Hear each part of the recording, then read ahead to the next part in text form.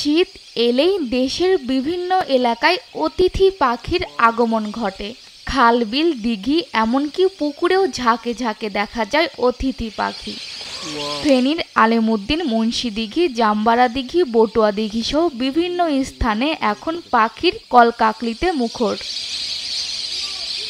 পানকৌড়ি, বালিহাঁস, রাঙা ময়ূরী, ছোট সরালি সহ 10 প্রজাতির পাখির দেখা মিলছে জলাধারে। জলকিলিতে মেতেছে বাহারি পাখিরা। আমরা অতিথি হিসেবে আমরা দেখাশোনা করে রাখি।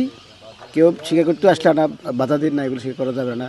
সৌন্দর্য এলাকাতে প্রায় 1 হতে 1,500 পাখি এখানে এসে বসবাস করে। আমরা কেউ অনেক হিসেবে পালিয়ে না।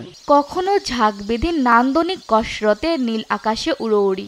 অপরূপ এ দৃশ্য উপভোগ করতে দিঘির পাড়ে ভিড় করেন পাখি প্রেমীরা।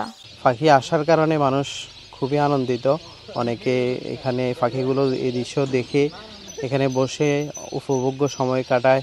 এটা শুধু দিঘির অতিথি পাখি না, আমাদের এলাকাবাসীর অতিথি। শীত কমার সঙ্গে সঙ্গে আবার আপন নীড়ে ফিরবে অতিথি পাখি। সে পর্যন্ত সার্বক্ষণিক তদারকির জন্য টিম গঠন করেছে বন বিভাগ।